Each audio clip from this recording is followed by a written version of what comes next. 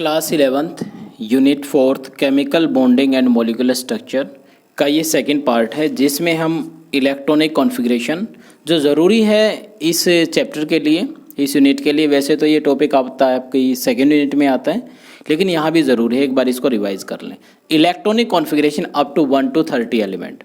अगर आप 30 तक का एटॉमिक नंबर याद करते हो, एलिमेंट का सिंबल याद करते हो, नेम ऑफ एलिमेंट याद करते हो और उसका कॉन्फ़िगरेशन करते हो तो ये सफिशिएंट है +1 क्लास के लिए। और जैसे पी ब्लॉक आएगा उसमें जो भी एलिमेंट एक्स्ट्रा आएंगे तो उसको बाद में डिस्कस करेंगे। तो पहले तो आप 1 to 30 एलिमेंट का इलेक्ट्रॉन कॉन्फ़िगरेशन देखें कि कैसे हम इलेक्ट्रॉन कॉन्फ़िगरेशन करते हैं। देखिए इलेक्ट्रॉनिक कॉन्फ़िगरेशन होता क्या है। अब लास्ट टाइम आपको क्या बताया था कि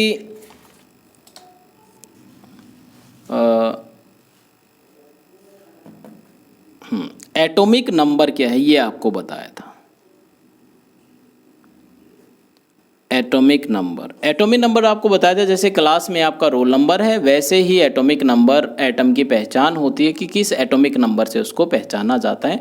जितने उसके अंदर इलेक्ट्रॉन प्रेजेंट है उतना उसका एटॉमिक नंबर, या जितने उसमें प्रोटॉन प्रेजेंट है इतना उसका एटॉमिक नंबर होगा, जो इलेक्ट्रॉनिक कॉन्फ़िगरेशन के लिए ज़रूरी है। अब इलेक्ट्रॉनिक कॉन्फ़िगरेशन क्या है, ये होता है कि जैसे हम एक एग्जांपल लेते हैं, स्कूल में हमारी पोजीशन क्या है, मतलब हमारी लोकेशन क्या है, नॉट पोजीशन, लोकेशन क्या है, हम स्कूल में कहाँ पर लोकेलाइज्ड करते हैं, हमारी लोकेशन क्या है। जैसे स्कूल से को फिर अगर डिवाइड करते हैं फिर बनता है क्लासेस।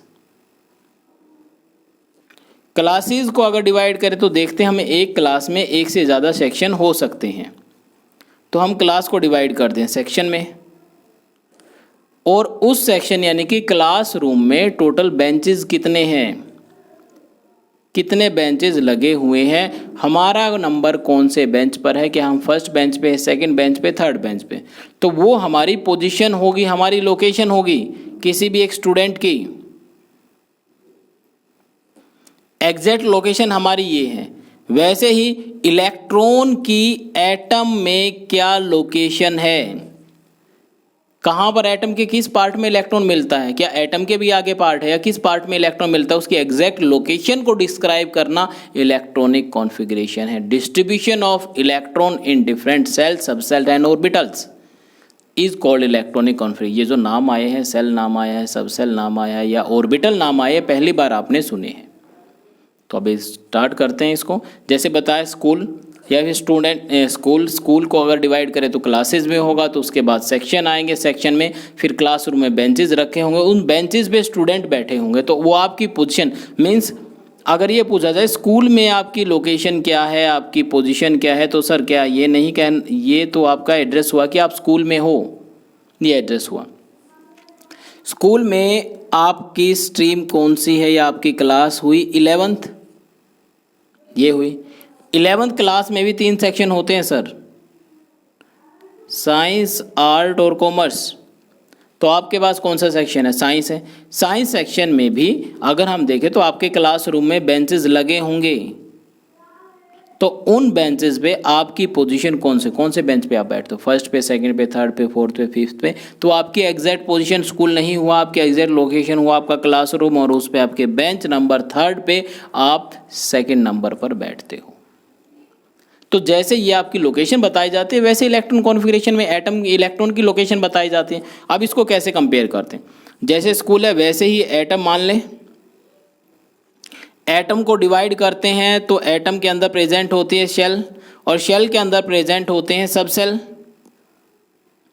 और सबसेल के अंदर प्रेजेंट होते हैं ऑर्बिटल, और ऑर्बिटल के अंदर होते हैं इलेक्ट्रॉन। तो हमें तो ये तो पता करना पड़ेगा ना कि एटम में इलेक्ट्रॉन है तो एटम की किस सेल में इलेक्ट्रॉन है, किस सबसेल में इलेक्ट्रॉन है, किस ऑर्बिटल में इलेक्ट्रॉन है, तो ये एग्जैक्ट पोजीशन लोकेशन हुई एटम की, सॉरी इलेक्ट्रॉन की। तो ये हमारा इलेक्ट्रॉनिक कॉन्फ़िगरेशन में आता है। तो यहाँ तो हमने डिवाइड कर ही लिया है कि एटम से हम एटम का सब पार्ट जो है वो सेल है, सेल के अंदर सबसेल होते हैं, सबसेल के अंदर ऑर्बिटल है, ऑर्बिटल के अंदर इलेक्ट्रॉन होते हैं, परफेक्ट लोकेशन हुई। तो अब अगर देखें आगे, इसके लिए आपको ये सीरीज़ याद करनी पड़ेगी, सेकेंड यूनिट में आपके आई होगी, लेकिन अगर हम यहाँ की बात करें तो यहाँ पे हमारी 4th यूनिट स्टार्ट की है हमने पहले, तो ये भी ज़रूरी है। 1s 2s 2p 3s 3p 4s और उसके बाद 3d।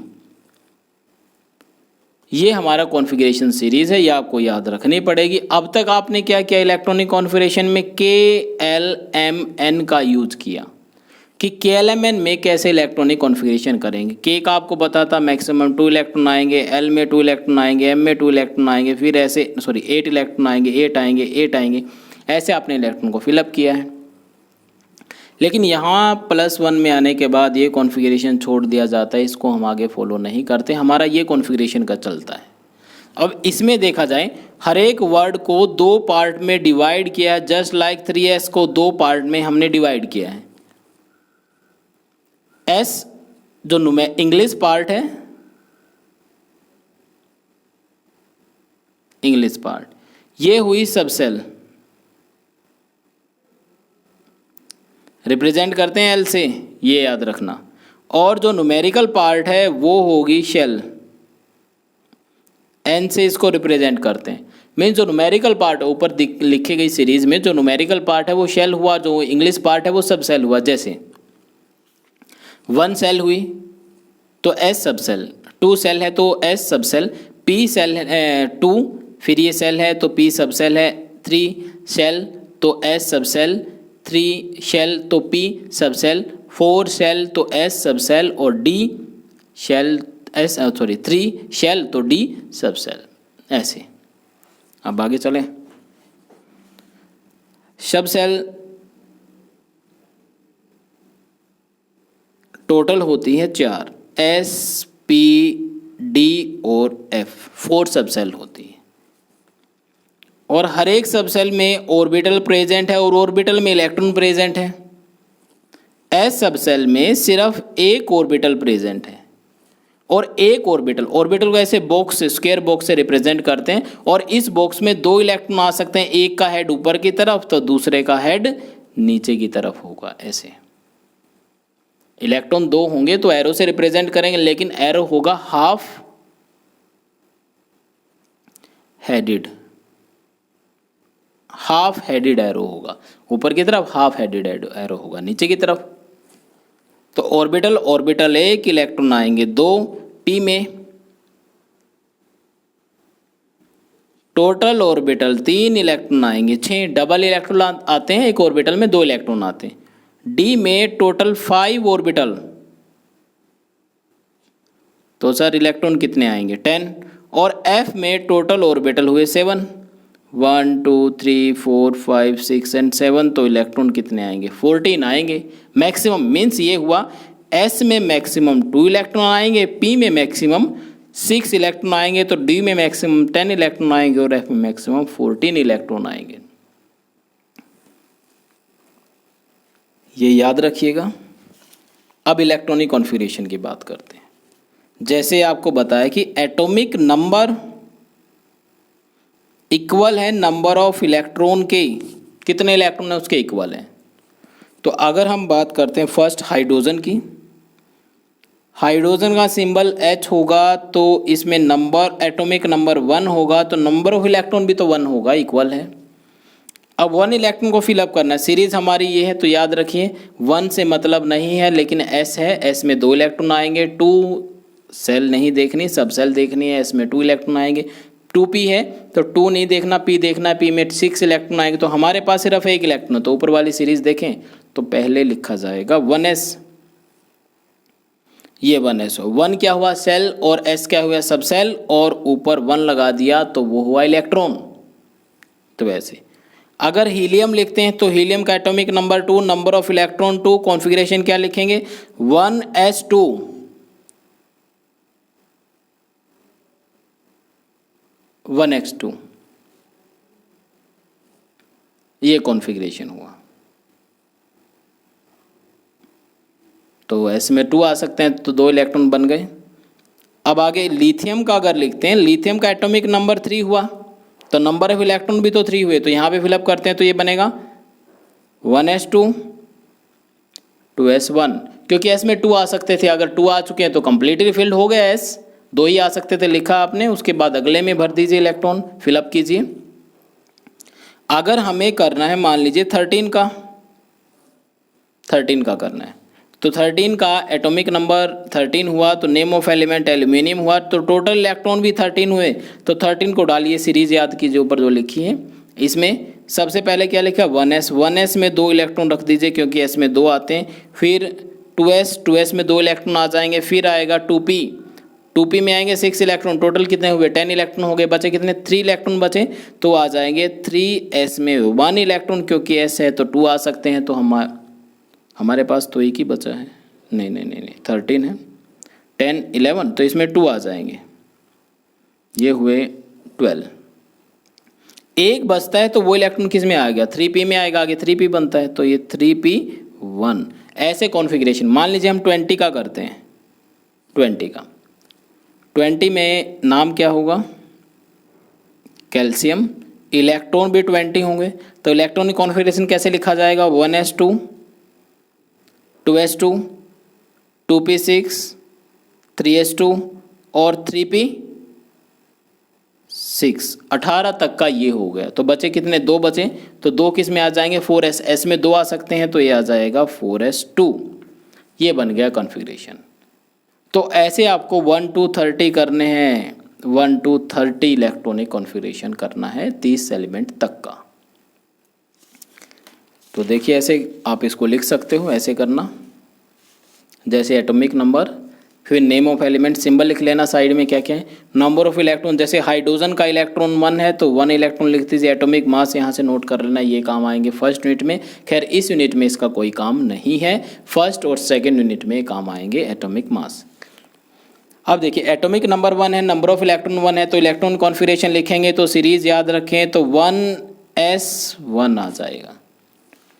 आगे एटॉमिक नंबर 2 है तो नंबर ऑफ इलेक्ट्रॉन भी कितने हुए, 2, तो कैसे फिलअप करेंगे, 1s2। एटॉमिक नंबर 3 है तो नंबर ऑफ इलेक्ट्रॉन भी 3 हुए, तो कैसे फिलअप करेंगे, 1s3 नहीं आएगा सर क्योंकि s में 2 आ सकते हैं, तो अगला इलेक्ट्रॉन आएगा इस सीरीज के अकॉर्डिंग, यानी कि 2s में 2s1। आगे 4th आ जाता है बेरिलियम, तो यहाँ पे 2 लिख दीजिए। 4th में 4 इलेक्ट्रॉन है तो ये फिलअप किए जाएंगे 1s2, 2s2। और बीसी में देख ले, मान लीजिए हम किसका, नियोन का करते हैं। एटॉमिक नंबर 10 है तो नंबर ऑफ इलेक्ट्रॉन भी 10 होंगे, तो 10 के लिए कैसे करें, जैसे 1s2 आ गया, फिर 2s2 आ गया और 2p6, ये हो गए कंप्लीट। उसके बाद आपको वैलेंस इलेक्ट्रॉन देखने, ऐसे कॉन्फ़िगरेशन तो आप कर लीजिए 1 to 30, फिर वैलेंस इलेक्ट्रॉन, वैलेंसी और इलेक्ट्रॉन डॉट स्ट्रक्चर, यहाँ तक हमें करना है आज का जो टॉपिक है। तो कॉन्फ़िगरेशन हो गया, वैलेंस इलेक्ट्रॉन होता है आउटर मोस्ट शेल, तो आउटर मोस्ट शेल को कैसे करें देखें। अब ये हुआ कि मान लीजिए आपका क्लासरूम है और क्लासरूम में ऐसे बेंचेस लगे हैं, 1st, 2nd, 3rd, 4th, 5th, 6th, 7th, 8th और 9th। फर्स्ट बेंच पे हम मानते हैं कि 2 स्टूडेंट आते हैं, ऐसे 2 स्टूडेंट आते हैं, सेकंड पे 2 आएंगे, थर्ड पे 2 बैठ सकते, इतनी कैपेसिटी है उसकी। सेकंड रो में हर एक बेंच पे 3 स्टूडेंट बैठ सकते हैं, थर्ड पे 4 बैठ सकते हैं और फोर्थ जो बेंच बच गया, लास्ट जो रो बच गई, उसमें 5 स्टूडेंट बैठ सकते हैं। तो अगर हम आपसे पूछा जाए ये कि लास्ट बेंच कौन सा है, तो क्लासरूम में लास्ट बेंच तो ये हुआ 5th, आप कहेंगे सर 5th हुआ लास्ट बेंच, ठीक है। लेकिन आपके पास मान लीजिए पहला स्टूडेंट है, एक स्टूडेंट है, ये कुछ ऐसा हुआ जैसे एस में कितने इलेक्ट्रॉन आ सकते हैं, 2 आ सकते हैं, पी में कितने आ सकते हैं, 6 आ सकते हैं, डी में कितने आ सकते हैं, 10 आ सकते हैं और एफ में कितने आ सकते हैं, 14 आ सकते हैं। वैसे ये बेंचेस मैंने बता दिया, बेंचेस पे मैक्सिमम कैपेसिटी इतनी है, तो इतने स्टूडेंट बैठ सकते हैं इस पर। तो अब देखिए, अब मान लीजिए एक स्टूडेंट आता, पहला स्टूडेंट आता है तो पहले बेंच पे बैठेगा, दूसरा आएगा तो वो भी पहले पे, अब तीसरा स्टूडेंट आएगा, इस फर्स्ट बेंच पे तो नहीं बैठ सकता, इसकी कैपेसिटी थी 2 की, तो 2 फिल हो गए हैं, तो वो सेकंड बेंच पर बैठेगा। फोर्थ आएगा तो वो भी सेकंड पर, थर्ड स्टूडेंट 5th स्टूडेंट आता है तो वो थर्ड बेंच पर बैठेगा क्योंकि सेकंड की कैपेसिटी खत्म हो चुकी है, और 6th आता है तो वो भी थर्ड बेंच पर ही बैठेगा, ऐसे। अब सेवन्थ नंबर का स्टूडेंट आता है तो वो सेकंड रो के फर्स्ट बेंच में टोटल 1 2 3 फोर्थ बेंच पर बैठेगा, ऐसे हुआ। तो अब हमारे पास टोटल स्टूडेंट मान लीजिए क्लास में 7 स्टूडेंट हैं। आपसे अब 2 क्वेश्चन किए जाते हैं। पहला, लास्ट बेंच कौन सा है? तो आप बोलोगे फिफ्थ, 5 बच्चे जिस पे बैठ सकते हैं। फोर्थ रो में ये first row, second row, third और फोर्थ रो का बेंच लास्ट बेंच है। अगर आपसे पूछा जाए लास्ट बट फिल्ड जिस पे student occupy, last but occupied bench कौन सा है?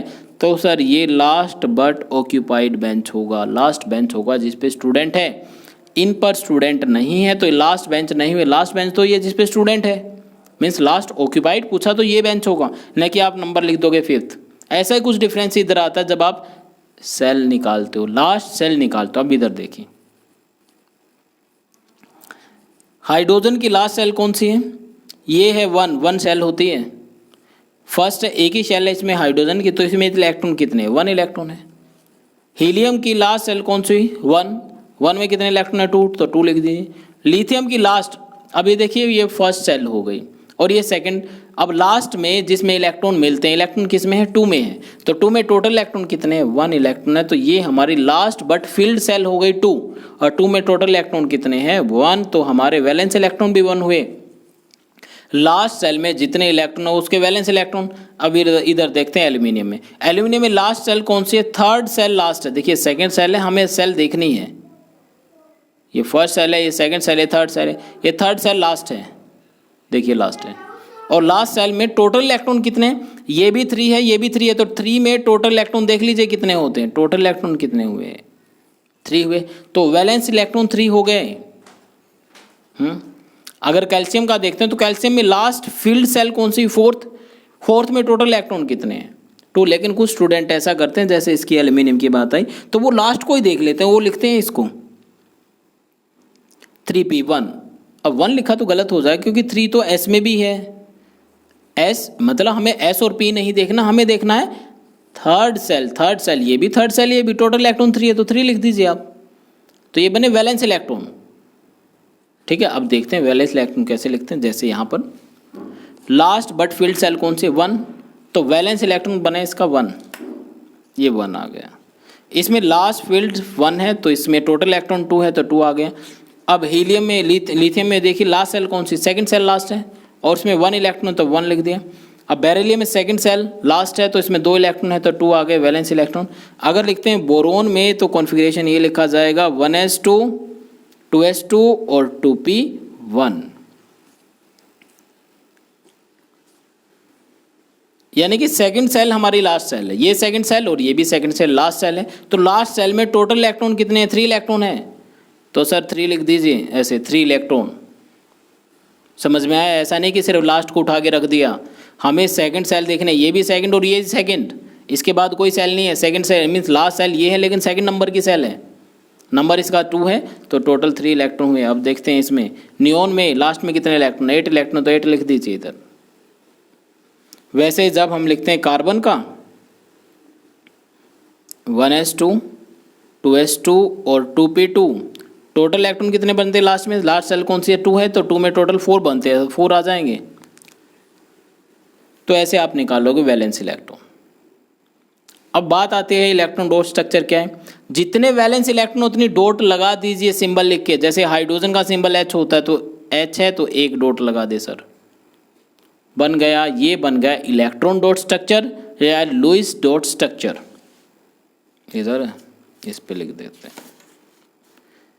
इलेक्ट्रॉन डॉट स्ट्रक्चर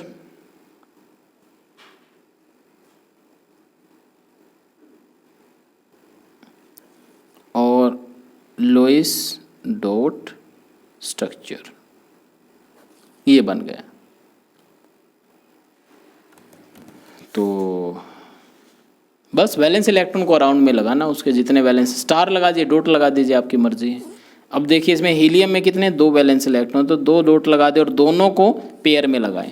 लिथियम में 1 है तो 1 लगा दीजिए, बेरिलियम में 2 है तो 2 लगा दें, बोरोन में 3 है तो 3 डॉट लगा दीजिए, और कार्बन में 4 है तो 4 डॉट लगा दी, अच्छा बी आएगा इधर, सी आएगा तो 4 डॉट लगा देंगे ऐसे। अब आपको ये देखना वैलेंसी, हाइड्रोजन और हीलियम 2 एलिमेंट ऐसे हैं, याद रखना हाइड्रोजन और हीलियम 2 एलिमेंट हैं जो अपने आउटर मोस्ट में मैक्सिमम 2 इलेक्ट्रॉन करते हैं, इससे ज़्यादा नहीं करते, तो ये डुप्लेट कंप्लीट करते हैं। डुप्लेट मीन्स मैक्सिमम 2 इलेक्ट्रॉन, लेकिन बाकी जो एलिमेंट बच गए वो कंप्लीट करते हैं ऑक्टेट, मैक्सिमम 8 इलेक्ट्रॉन। अब वो दे के करते हैं लेके करते हैं वो देखा जाएगा, वो उसकी वैलेंसी हो गई। अब इधर देखते हैं, हाइड्रोजन का वैलेंस इलेक्ट्रॉन 1 है तो कितने पूरे करेगा, 2 पूरे करेगा, डुप्लेट करेगा, तो इसको कितने चाहिए डुप्लेट पूरा करने के लिए, 1 चाहिए, तो इसकी वैलेंसी 1। आगे हीलियम डुप्लेट पूरा करेगा, डुप्लेट का मतलब मैक्सिमम 2 इलेक्ट्रॉन करेगा अपने पास, 2 इलेक्ट्रॉन उसके पास है तो वो ना लेगा ना देगा, तो वैलेंसी कितनी हो गई 0। लिथियम के पास 1 इलेक्ट्रॉन है लेकिन वो पूरा क्या करेगा ऑक्टेट, 2 ही एलिमेंट है जो डुप्लेट करते हैं, वो ऑक्टेट पूरा करेगा।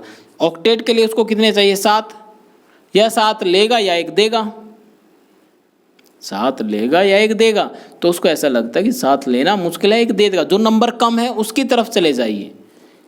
जैसे 4 है ना, अगर 5 है तो मतलब 3 चाहिए तो वो 3 ले लेगा उस केस में,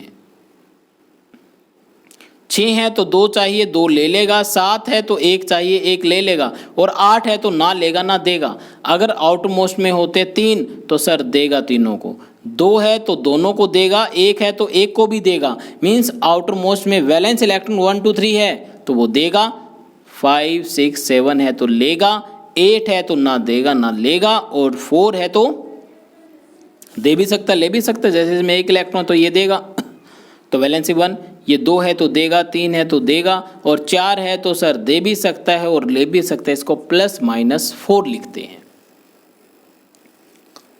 ठीक है, ये आपको जो देखिए इसमें क्या करना है, atomic number, name of element, mass आप नोट कर लीजिए, ये अपने आप लिखने उतारने नहीं इसमें से, नंबर ऑफ इलेक्ट्रॉन कितने हैं ये भी अपने आप याद रखने,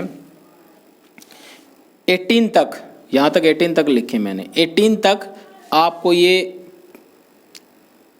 इलेक्ट्रॉन भी, इलेक्ट्रॉनिक कॉन्फ़िगरेशन भी करना है, वैलेंस इलेक्ट्रॉन भी लिखने हैं, वैलेंसी भी और इलेक्ट्रॉन डॉट स्ट्रक्चर भी, लेकिन 18 के बाद सिर्फ आपको इलेक्ट्रॉनिक कॉन्फ़िगरेशन लिखना है बस। एटॉमिक मास उतार लीजिए जो इस पे लिखा हुआ है, काम आएगा फिर आगे, सिंबल और नाम और एटॉमिक नंबर लिखा हुआ है। अगर फिर भी किसी टॉपिक में प्रॉब्लम है तो कमेंट में लिख देना, फिर देख लेंगे बाद में। तो ये हमारा था 4th यूनिट के लिए सेकंड पार्ट, सेकंड टॉपिक। अब 4th यूनिट का थर्ड टॉपिक जो हम आगे करेंगे यही होगा डॉट स्ट्रक्चर। इसको थोड़ा एक्सपेंड करेंगे कि डॉट स्ट्रक्चर, अभी तो मैंने क्या बताया, जितने वैलेंस इलेक्ट्रॉन है उतनी डॉट लगा दीजिए, काम चल जाएगा। लेकिन आयन का कैसे बनाएंगे, मॉलिक्यूल का कैसे बनाएंगे, एटम का कैसे बनाएंगे, इसके सिग्निफिकेंस क्या है, तो अगली वीडियो इस टॉपिक पर होगी, थर्ड टॉपिक ये होगा। ठीक है, इसमें इतना ही, थैंक यू।